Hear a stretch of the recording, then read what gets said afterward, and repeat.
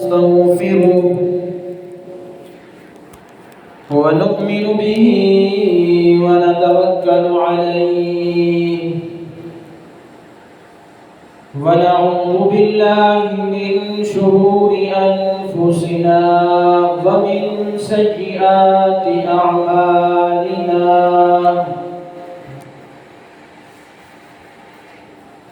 من يهده الله فلا مضل له ومن يضلله فلا هادي له ونشهد أن لا إله إلا الله وحده لا شريك له ولا وزير له ولا نصير له ولا مشير له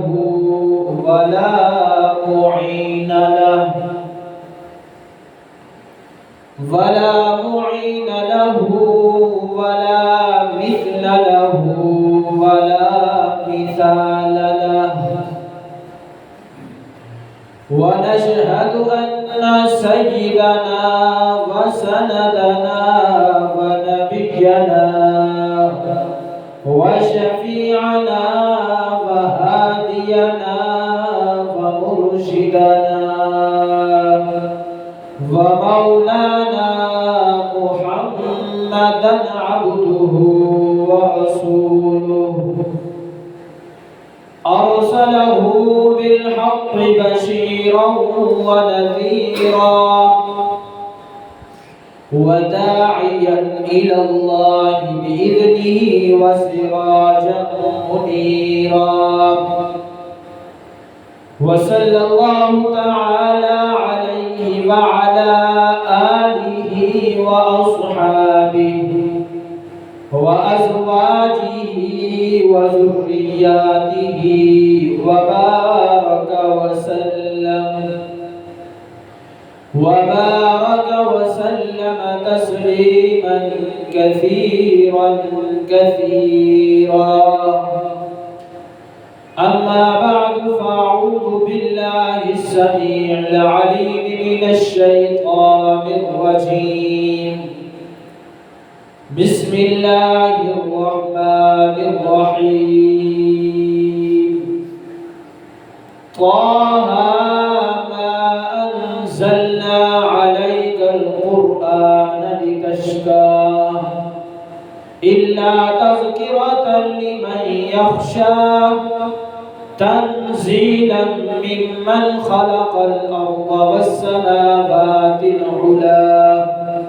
وقال الله تعالى في مقام آخر ياسين والقرآن الحكيم إنك لمن المرسلين على صراط مستقيم وقال الله تعالى في مقام آخر يا أيها المزمل قم الليل إلا قليلا نصفه أو انقص منه قليلا وقال الله تعالى في مقام آخر يا أيها المدثر قم فأنذر وربك فكبر صدق الله العظيم وصدق رسوله النبي الكريم ونحن على ذلك من الشاهدين والشاكرين والحمد لله رب العالمين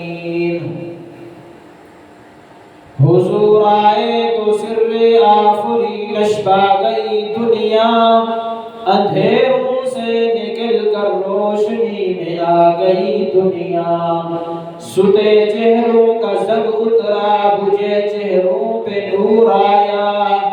حضور آئے تو لوگوں کو جینے کا شعور آیا اللہم صل علی محمد وعلى آل محمد كما صليت على إبراهيم وعلى آل إبراهيم إنك حميد مجيد اللهم بارك على محمد وعلى آل محمد كما باركت على إبراهيم وعلى آل إبراهيم إنك حميد مجيد. برادران اسلام، بزرگوں اور ساتھیوں، گزشتہ جمعہ المبارک میں رسول اللہ صلی اللہ علیہ وسلم کے بچپن کے بارے میں کچھ گزارشات عرض کی تھی. اس سے آگے بڑھتے ہیں. آپ صلی اللہ علیہ وسلم کا جس طرح بچپن نرالا، شان والا، آپ کی جوانی بھی ایسے ہی شان والی نرالی تھی. جتنے نبی آئے سب پہ ہمارا ایمان ہے، وہ برحق ہیں، سچے ہیں، اور اپنا انہوں نے کام پورا کیا، لوگوں کا دعوت پہنچائی اور اللہ کا پیغام پہنچایا. لیکن سب میں جو نرالے ہیں وہ ہمارے نبی محمد عربی صلی اللہ تعالی علیہ وسلم ہیں. جس وقت رسول اللہ صلی اللہ علیہ وسلم اماں حلیمہ کے گھر میں تھے، بکریاں چرانے جاتے، اس وقت بھی لوگ آپ صلی اللہ علیہ وسلم کی شان و شوکت کو دیکھ کر بچپن کے اندر ہی لوگ بڑے متاثر ہو جاتے ہیں کہ یہ بچہ کیسا ہے. ہماری بکریاں بھی وہیں چرتی ہیں جہاں پہ یہ چرانے جاتے ہیں، ہماری بکریاں بھوکی واپس آتی ہیں، اور محمد عربی صلی اللہ علیہ وسلم جن بکری کو چرا کے آتے ہیں ان کی بکریاں رج کے آتی ہیں. یا پھر بات کیا ہے، ایک مرتبہ اماں حلیمہ کے پاس کچھ لوگ آئے، کہنے لگے اے حلیمہ بتا تو صحیح، ہماری بکریاں بھوکی ہیں، تمہاری بکریاں رج کے آتی ہیں، بات کیا ہے، معاملہ کیا ہے؟ تو اماں حلیمہ نے کہا اصل بات یہ ہے کہ نہ اس چراگاہ کا کمال ہے جہاں محمد عربی صلی اللہ علیہ وسلم لے کے جاتے ہیں، نہ کوئی بکریوں کا کمال ہے، بلکہ کمال تو اس چرانے والے کا ہے جو میرا بچہ، جس کو میں مکے سے لے کر آئی ہوں، جن کی میں کفالت کر رہی ہوں، جن کی میں تربیت کر رہی ہوں، سارا کا سارا کمال برکات اس بچے کے اندر ہی ہے. مدنی کریم صلی اللہ تعالی علیہ وسلم ابھی بچے ہیں، چھوٹی عمر ہے، تقریباً 3-4 سال کے ہیں. اس سے لگ بھگ کی عمر ہے. رسول اللہ صلی اللہ علیہ وسلم بکریاں چرانے کے لیے چراگاہ میں پہنچے، جنگل میں پہنچے. آپ کا رضائی بھائی بھی آپ کے ساتھ ہے. اماں حلیمہ کا جو سکا بیٹا ہے وہ بھی رسول اللہ صلی اللہ علیہ وسلم کے ساتھ بکریاں چرانے گیا. ایک عجیب بات دیکھی انہوں نے کہ رسول اللہ صلی اللہ علیہ وسلم کو 2 آدمیوں نے پکڑ لیا. انہوں نے لٹا کر رسول اللہ صلی اللہ علیہ وسلم کے سینہ مبارک کو چاک کر دیا. چاک کرنے کے بعد ایک سیال لوتھڑا سینے سے دل سے نکال کر اس کو دور کر دیا، اور اس کے بعد برف سے رسول اللہ صلی اللہ علیہ وسلم کے سینے مبارک کو دھو ڈالا. اب یہ سارا معاملہ دیکھ رہا ہے رضائی بھائی، جو انہوں نے دیکھا کہ ہمارے بھائی مکے والے کو 2 لوگوں نے پکڑ لیا، ایسے انہوں نے سینہ چاک کیا، بھاگتا ہوا اپنی ماں کے پاس گیا. حلیمہ سے کہنے لگا دیکھو اماں،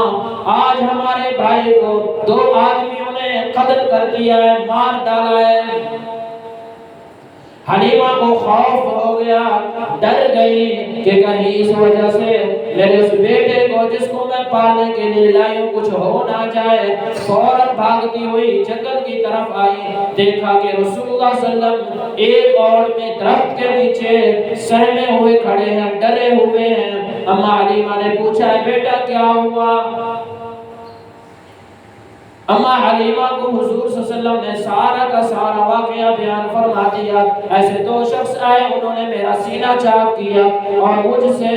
کچھ چیزیں نکال کر سینے سے اور کچھ انوارات برکات میرے سینے میں داخل کر اور میرے سینے کو سی دیا، دوبارہ ٹھیک کر دیا۔ پوچھنے لگی کہ آپ کو کوئی تکلیف تو نہ ہوئی؟ کہنے لگے حضرت نے فرمایا کوئی تکلیف نہیں ہوئی۔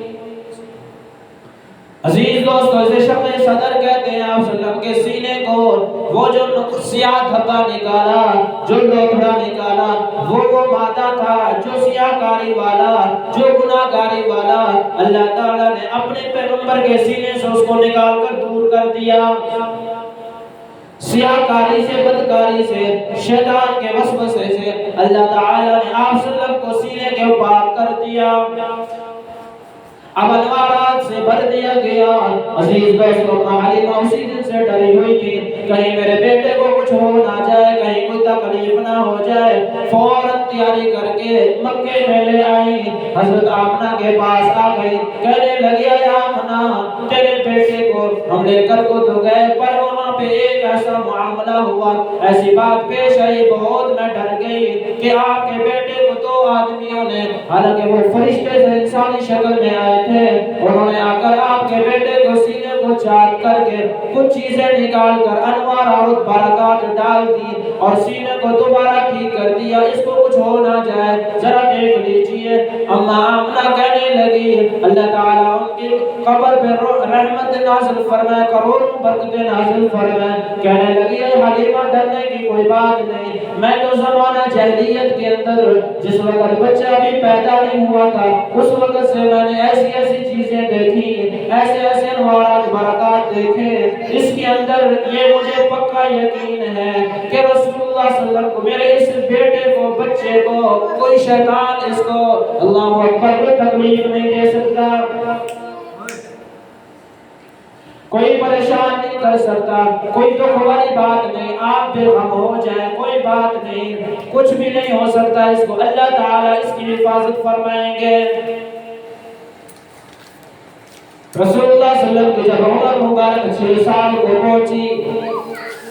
حضرت آمنہ رضی اللہ تعالی عنہ نے ارادہ فرمایا مدینے کی طرف سفر کا۔ سفر کے لیے رسول اللہ صلی اللہ علیہ وسلم اپنے بیٹے کو بھی ساتھ لیا، ساتھ ایمن باقی جو تھے اللہ اکبر حضرت آمنہ کے ساتھ ہیں، مدینے کی طرف سفر فرمایا، 2 مہینے وہاں قیام فرمایا، یعنی رسول اللہ صلی اللہ علیہ وسلم 2 مہینے اپنے نانوں کے گھر رہے، وہاں پہ 2 مہینے ٹھہرنے کے بعد دوبارہ جب مکے کی طرف روانہ ہوئے، ابوا کے مقام پر حضرت آمنہ کی طبیعت خراب ہو گئی، بہت ناساز ہو گئی۔ سیدنا آمنہ رضی اللہ تعالی عنہ طبیعت خراب بخار ہونے کی وجہ سے اللہ کو وحی پیاری ہو گئی، اب یہ بچہ یہ پھول 6 سال کا ہے، ماں سے جدائی ہو گئی، والدہ ماجدہ اللہ کو پیاری ہوگی، ایمن ساتھ تھی، انہوں نے حضرت آمنہ رضی اللہ تعالی عنہ کا دفن فرمایا، وہیں پہ ان کی قبر ہے، اور رسول اللہ صلی اللہ تعالی علیہ وسلم ابھی 6 سال کے ہیں، ایمن اپنے ساتھ لے کر مکہ میں پہنچی۔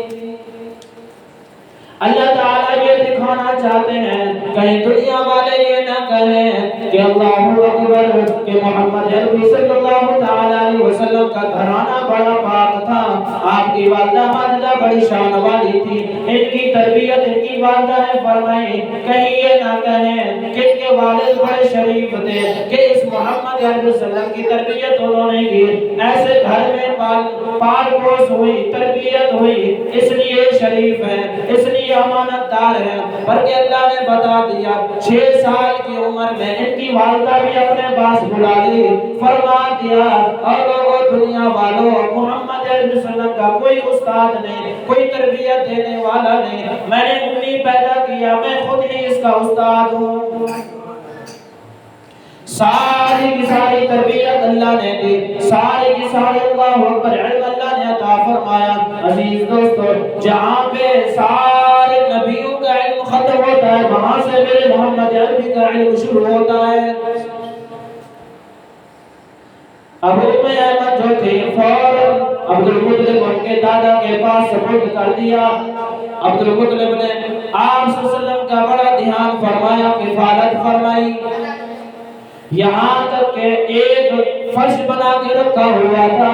اس فرش کے اوپر صرف اپنے اس بیٹے حضرت محمد صلی اللہ علیہ وسلم کو بیٹھنے کی اجازت تھی، اپنی اولاد کو بھی وہاں بیٹھنے نہیں دیا کرتے تھے۔ فرماتے تھے یہ میرا بیٹا محمد صلی اللہ علیہ وسلم بڑی شان والا ہے، اس کی شان کو تم نہیں جانتے، اس فرش کے اوپر، اس جگہ کے اوپر صرف وہی میرا بیٹا بیٹھے گا۔ عزیز دوستو، 8 سال کی عمر میں جب رسول اللہ صلی اللہ علیہ وسلم پہنچے، دادا کا بھی انتقال ہو گیا، دادا نے اپنے بیٹے ابو طالب کو سپرد کر دیا۔ ابو طالب حضرت عبداللہ کے حقیقی بھائی تھے۔ ابو طالب نے بڑی محبت سے، جوش و خروش سے، عاشقانہ طور پر آپ سے محبت فرماتے، آپ کی کفالت کرتے، آپ کی تربیت کرتے رہے۔ عزیز دوستو، جب رسول اللہ صلی اللہ علیہ وسلم کی 12 سال کو عمر پہنچی تو حضرت ابو طالب سفر تجارت کے لیے ایک ارادہ فرمایا۔ رسول اللہ صلی اللہ علیہ وسلم 12 سال کی عمر ہے، آپ کو فرمایا آپ یہیں ٹھہریں، میں سفر تجارت کے لیے نکلتا ہوں، میں آ کر آپ کو مل لوں گا۔ جب روانگی کا عین وقت آیا، سیدنا محمد صلی اللہ علیہ وسلم کے چہرے مبارک کے اوپر کچھ افسردگی دیکھی، کچھ غم دیکھا، پریشانی دیکھی، تو حضرت ابو طالب نے رسول اللہ صلی اللہ علیہ وسلم کو ساتھ لے جانے کا ارادہ فرما لیا۔ آپ کو ساتھ لے کر جب بصرہ کے مقام کے قریب پہنچے، وہاں کے ایک راہب جو مشہور تھا بحیرہ راہب، اس نے جب دیکھا اس قافلے کو، یہ مکے سے آیا ہوا قافلہ یہاں پہ ٹھہرا ہوا ہے، فوراً اپنی عبادت گاہ سے اس جھوپڑی سے نکل کر باہر نکلا۔ یہ نصرانی راہب تھا، اللہ اکبر، یہ کتابوں کا علم رکھنے والا تھا۔ ایک شخص کو، تاجر کو بڑے غور سے دیکھنے لگا۔ جب محمد صلی اللہ علیہ وسلم کے پاس پہنچا، کہنے لگا ہوا رسول اللہ، یہ وہ ہے جو اللہ کا رسول ہے، یہ آخری نبی ہے، حضرت عیسیٰ علیہ السلام کے بعد یہ رحمت للعالمین ہے۔ لوگوں نے پوچھا بڑے تعجب سے تجھے کیسے پتا چلا، تو نے کیا دیکھا؟ کہنے لگا میں نے ان کے اندر وہ نشانیاں دیکھ لی جو میری کتاب کے اندر لکھی ہوئی ہیں۔ فرماتے ہیں کتابوں کے اندر لکھا ہوا ہے رسول اللہ صلی اللہ علیہ وسلم کے 2 شانوں کے درمیان مہر نبوت تھی، وہ دکھا کے کہنے لگا دیکھو یہ جو مہر لگا ہوا ہے، یہ جو مہر لگی ہوئی ہے، یہ نبوت کی مہر ہے، یہ اللہ کے رسول ہیں۔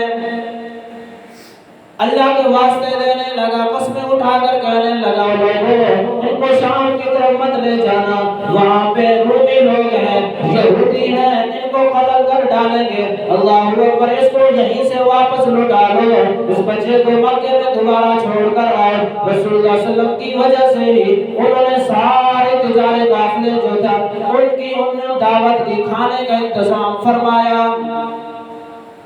اب جب کھانا تیار ہو گیا، رسول اللہ صلی اللہ علیہ وسلم اللہ اکبر اونٹ چلانے چلے گئے سائیڈ پہ۔ جب بحیرہ راہب نے دیکھا محمد صلی اللہ علیہ وسلم کو بچہ نظر نہیں آیا تو کہنے لگا تو وہ بچہ کہاں ہے جس کے بارے میں میں نے تمہیں بشارت دی، جس کے بارے میں میں نے تمہیں بتایا یہ اللہ کے نبی ہیں، وہ کہاں ہے؟ کہنے لگے وہ اونٹ چلانے گئے ہوئے ہیں۔ اللہ ولی بحیرہ راہب کہنے لگا ان کو بلاؤ۔ جب ان کو بلایا گیا، سارے لوگ درختوں کے سائے کے نیچے بیٹھ گئے۔ رسول اللہ صلی اللہ علیہ وسلم ایک کنارے میں دھوپ پر بیٹھ کے، جگہ نہیں تھی سائے کی۔ جب دھوپ کے اوپر بیٹھے بحیرہ راہب، وہ سارے قافلے والے اپنے آنکھوں سے دیکھ رہے ہیں جو درخت تھے، انہوں نے اپنا سایہ محمد صلی اللہ علیہ وسلم پر کرنا شروع کر دیا۔ اب بحیرہ راہب کہنے لگا ابھی بھی کوئی بات کی کسر ہے، ابھی بھی کوئی بات باقی ہے، یہ تمہارے سامنے نشانیاں ہیں، یہ دیکھو یہ شخص درخت میں بیٹھا، یہ بچہ درخت میں بیٹھا تھا، اللہ اکبر، جو اللہ کے نبی بننے والا ہے، درخت کا سایہ نہیں دیکھتے فوراً اس کی طرف ملوث ہونے لگا۔ کہنے لگا ان کے ولی کون ہے، کون ان کو لے کر آیا ہے، ان کی کفالت کون کرنے والا ہے؟ سب نے اشارہ کر دیا ابو طالب کی طرف، انہیں ہاتھ جوڑ کر کہنے لگا دیکھو خدا کا واسطہ ہے، ان کو روم کی طرف، شام کی طرف آگے مت لے جاؤ، یہیں سے واپس لوٹا دو۔ اللہ اکبر۔ حضرت ابو طالب نے ابو بکر اور بلال کے ساتھ اللہ اکبر محمد علیہ وسلم کو مکہ میں دوبارہ واپس لوٹا دیا۔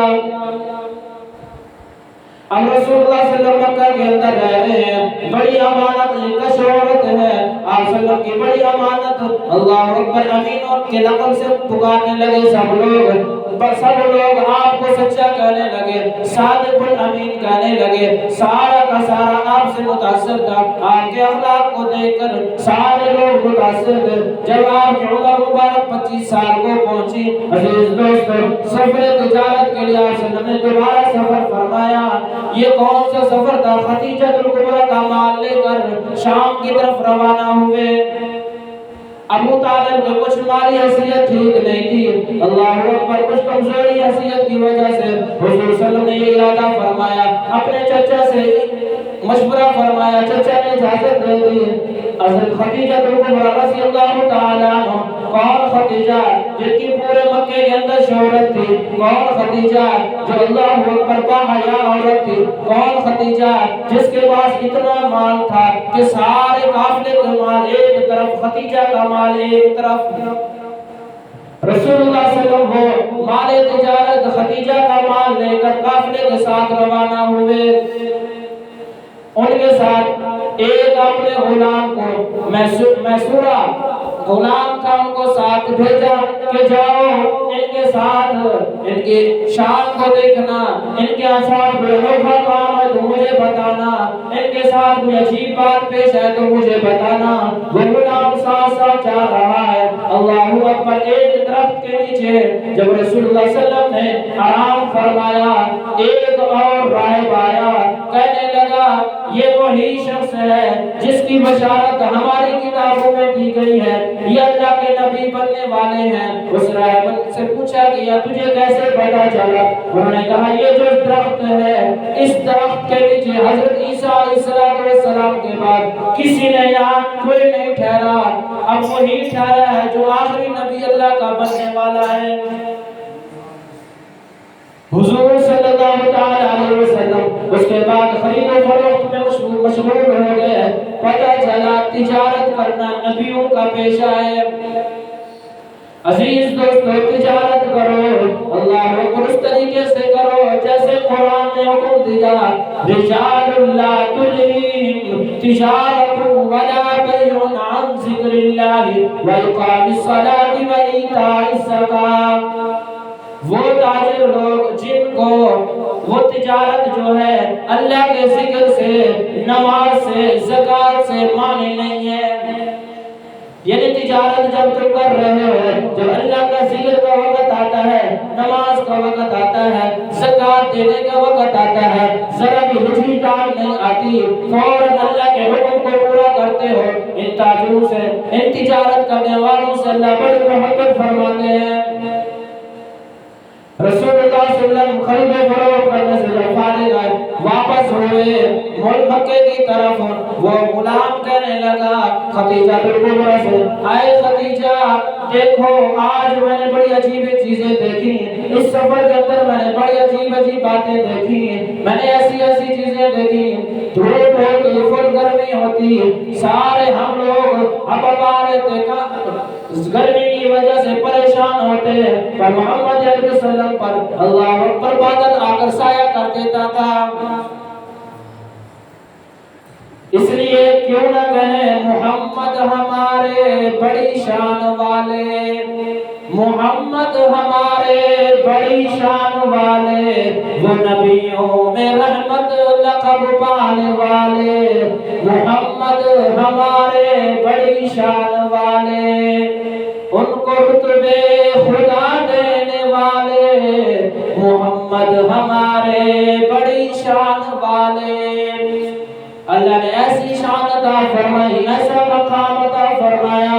عزیز دوستو، جب خدیجہ کبریٰ کے پاس ان کا مال تجارت، ان کا منافع ان کے پاس آیا، پہلے جو دیا کرتے تھے کہیں زیادہ تھا، بڑی خوش ہوئی۔ اللہ اکبر، تھی تو بوڑھی، 40 سال ان کی عمر تھی، رسول اللہ صلی اللہ علیہ وسلم کی عمر 25 سال ہے۔ پیغام نے کہا اپنے غلام کے ہاتھ اپنی باندھی کے ہاتھ بھیجا جاؤ اس محمد سے پوچھ کے آؤ جن کی عجیب عجیب واقعات ہم نے دیکھی جن کے عجیب اخلاق ہے جو خلق عظیم ہے بڑا اخلاق رکھنے والے ہیں میں ان سے نکاح کرنا چاہتی ہوں کیا میرے اس پیغام کو اس پیغام نکاح کو قبول فرماتے ہیں یا کہ نہیں یاد رکھنا مدنی کریم صلی اللہ علیہ وسلم نے مال کی وجہ سے نہیں نکاح فرمایا بلکہ اس امت کو سبق دینے کے لیے لوگوں میری امت والے کوئی بیوہ بیٹھی ہو لاچار ہو اس کا کوئی سہارا نہ ہو تو اس سے شادی کر لینا میرے نبی کی سنت ہے رسول اللہ صلی اللہ علیہ وسلم سے جب شادی ہوئی اللہ اکبر حضرت خدیجہ رضی اللہ تعالی مال ڈھیر مدنی کریم صلی اللہ علیہ وسلم کے پاؤں مبارک قدموں میں رکھ دیا کہنے لگے اے محمد یہ سارا کا سارا مال آپ کا ہے رسول اللہ صلی اللہ علیہ وسلم نے سارا کا سارا مال سب کا فرما دیا عزیز دوستو رسول اللہ صلی اللہ علیہ وسلم سے بے انتہا خدیجہ رضی محبت فرمایا کرتی تھی جب رسول اللہ صلی اللہ علیہ وسلم کو نبوت ملی جب آپ صلی اللہ علیہ وسلم غار کے اندر تشریف فرماتے حضرت جبرائیل علیہ السلام آئے کہنے لگے اقرا کا مطلب ہے پڑھو بسم ربک الذی خلق اس رب کے نام سے جس نے پیدا فرمایا فرماتے ہیں رسول اللہ صلی اللہ علیہ وسلم جب گھر کے اندر تشریف لائے اللہ اکبر آپ ڈرے ہوئے تھے کانپ رہے تھے پسینے سے شراب ہوئے تھے حضرت خدیجہ نے جب یہ حالت دیکھی اپنی چادر حضرت حضور صلی اللہ علیہ وسلم کے اوپر اوڑھ دی آپ صلی اللہ علیہ وسلم نے فرمایا مجھے سردی لگ رہی ہے خدیجہ کون ہے وہ خدیجہ جو تسلیاں دے رہی ہیں اے میرے سر کے تاج اے محمد صلی اللہ علیہ وسلم اللہ آپ کو کبھی ضائع نہیں کرے گا کوئی پریشان ہونے کی بات نہیں ہے یہ وہ زمانہ ہے جس میں عزیز دوستو اپنے رشتہ دار بھی مخالفت کر رہے ہیں یہ وہ زمانہ ہے جس وقت مکہ سارا مخالف ہے ایک خدیجہ ہے تو رسول اللہ صلی اللہ علیہ وسلم کا ساتھ دے رہی ہے اس برے وقت کے اندر چچا بھی جو تھا ابو جہل وہ بھی آپ کا مخالف ہو گیا سارا مکہ آپ کے اوپر ٹوٹ پڑا کہنے لگا تو ہی اللہ کو نبی تو ہی بنا جو اللہ نے تجھے نبی بنایا ہے نعوذ باللہ تو ہی تھا جس کے اوپر اللہ نے وحی نازل فرمائی سارا مکہ مخالفت کر رہا ہے رسول اللہ صلی اللہ تعالی علیہ وسلم پورے تحمل کے ساتھ اللہ اکبر پورے صبر کے ساتھ اللہ کے پیغام کو پہنچاتے رہے کسی نے کیا خوب کہا گر وقت آ پڑا ہے مایوس کیوں کھڑا ہے اللہ بہت بڑا ہے اللہ بہت بڑا ہے گر وقت آ پڑا ہے مایوس کیوں کھڑا ہے اللہ بہت بڑا ہے اللہ بہت بڑا ہے مانا کہ ظلمتوں کا ہر سمت ہے بسیرے مانا کہ ظلمتوں کے ہر سمت ہے بسیرے لیکن کبھی تو ہوں گے انصاف کے سویرے لیکن کبھی تو ہوں گے انصاف کے سویرے مہکیں گے اونچے گل پھل گائے گی کوئی بلبل حالات کی صدا ہے اللہ بہت بڑا ہے اللہ بہت بڑا ہے اللہ بہت بڑا ہے اللہ بہت بڑا ہے اللہ بہت بڑا ہے یہ کہر و جبر کے بتیے سامنے جو کھڑے ہیں آج امریکہ بھی کہتا ہے ہم سپر طاقت پاور ہیں آج انڈیا بھی آنکھیں دکھا رہا ہے مسلمانوں کو کیا کہا کسی نے قہر و جبر کے بت یہ سامنے کھڑے ہیں بس نام کے بڑے ہیں ایک پانی کے بلبلے ہیں ایک کن کی مار ہے یہ ایک کن کی مار ہے یہ کتنے گوار ہیں یہ تاریخ فیصلہ ہے اللہ بہت بڑا ہے، اللہ بہت بڑا ہے، اللہ بہت بڑا ہے، اللہ بہت بڑا ہے، اللہ بہت بڑا ہے۔ رسول اللہ صلی اللہ علیہ وسلم کو جب ستایا تو آپ صلی اللہ علیہ وسلم بولے، صبر کے ساتھ، تحمل کے ساتھ اللہ کے پیغام کو پہنچاتے رہے۔ دشمنان اسلام رسول اللہ صلی اللہ علیہ وسلم کو طرح طرح کی تکالیفوں میں مبتلا کرتے رہے۔ آپ صلی اللہ علیہ وسلم دعوت دی، سب سے پہلے جس نے کلمہ پڑھا محمد عربی صلی اللہ علیہ وسلم کا جو سب سے پہلا رفیق بنا، صدیق بنا۔ کون صدیق؟ آپ صلی اللہ علیہ وسلم سے بچپن کا دوست۔ جب رسول اللہ صلی اللہ علیہ وسلم پیغام لے کر گئے، اے صدیق اللہ نے مجھے نبی بنا کر بھیجا ہے۔ حضرت ابو بکر صدیق رضی اللہ عنہ فرمایا کہ ہاتھ آگے بڑھائیے۔ آپ نے ہاتھ حضرت ابو بکر صدیق کے ہاتھ پر رکھا اور رسول اللہ صلی اللہ علیہ وسلم کا کلمہ پڑھ کر فوراً مسلمان ہو گئے۔ اور عورتوں میں سب سے پہلا کس نے کلمہ پڑھا؟ سیدنا خدیجہ الکبریٰ رضی اللہ تعالی عنہا مسلمان ہوئی۔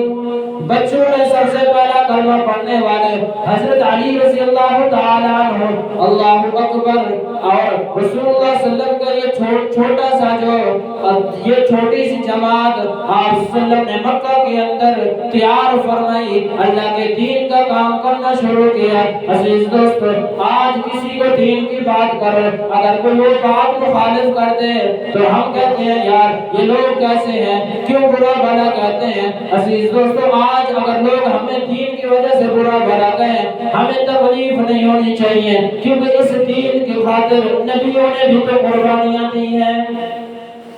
سیدنا ابو بکر صدیق رضی اللہ تعالی عنہ، اللہ اکبر، ایک مرتبہ رسول اللہ صلی اللہ علیہ وسلم حرم پاک کے اندر تشریف فرما ہے۔ آپ نماز پڑھ رہے ہیں، سجدے کی حالت کے اندر رسول اللہ صلی اللہ علیہ وسلم کے اوپر اونٹ کی ایک کوچھری رکھ دی گئی۔ اللہ اکبر، اماں فاطمہ آئی، بڑے زور سے بڑی مشکل سے اسے ہٹایا، اور حضرت ابو بکر کو جب پتہ چلا، حضرت ابو بکر صدیق رضی اللہ تعالی عنہ رسول اللہ صلی اللہ علیہ وسلم کے پاس تشریف لائے اور حضرت محمد علیہ وسلم کے لیے ڈھال بن گئے۔ سارے کافر جب ابو بکر کو دیکھا کہ یہاں پہ یہ بھی ان کا دوست بن چکا ہے، کلمہ پڑھ کر مسلمان ہو چکا ہے، سیدنا ابو بکر صدیق رضی اللہ تعالیٰ عنہ کو اتنا مارا کہ آپ بھی ہوش ہو گئے۔ اسی بہوشی کی عالم میں ان کے قبیلے کے لوگ اٹھا کر لے گئے، کہنے لگے مکے والوں، اگر یہ ابو بکر اسی حالت میں مر گیا، یہ ہمارا شخص اسی حالت میں فوت ہو گیا، یاد کر رکھنا کہ اس کے بدلے میں تمہارے سردار کو ہم قتل کریں گے۔ سیدنا ابو بکر صدیق رضی اللہ تعالیٰ عنہ کو جب گھر لایا گیا، رات کا بھید ہے، اندھیرا چھا چکا ہے، اس حالت میں سیدنا ابو بکر کو ہوش آئی، تھوڑی تھوڑی آنکھیں کھولنے لگے۔ اللہ اکبر، ماں بیتاب تھی، محبت ہوتی ہے بیٹے سے، اللہ نے ان کے کھانے کے لیے کچھ تھوڑی سی چیزیں تیار فرمائیں، پانی پینے کے لیے ان کے پاس پیش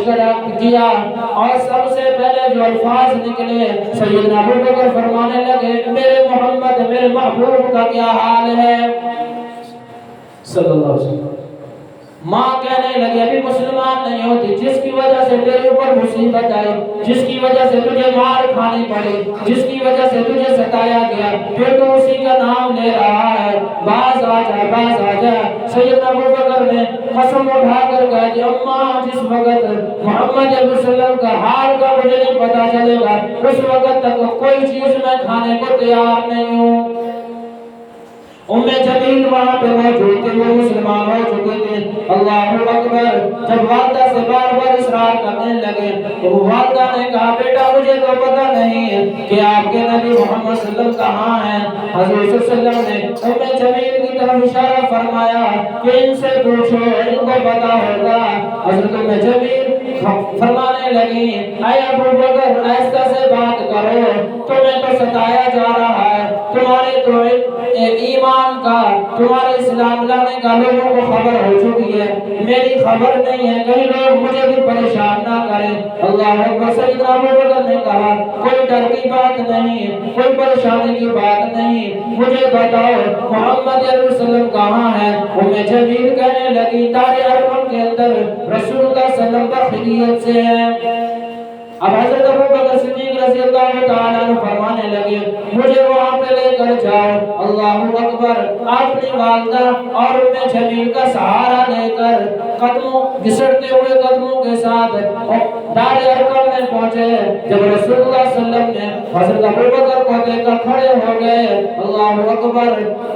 اور آپ صلی اللہ علیہ وسلم لپٹ گئے ابو بکر سے، آنکھوں میں آنسو آ گئے۔ سب سے پہلے ابو بکر کا پیشانی کا بوسہ لینے والے محمد صلی اللہ علیہ وسلم تھے، بوسہ لیا اور آپ صلی اللہ علیہ وسلم نے فرمایا ابو بکر میری وجہ سے،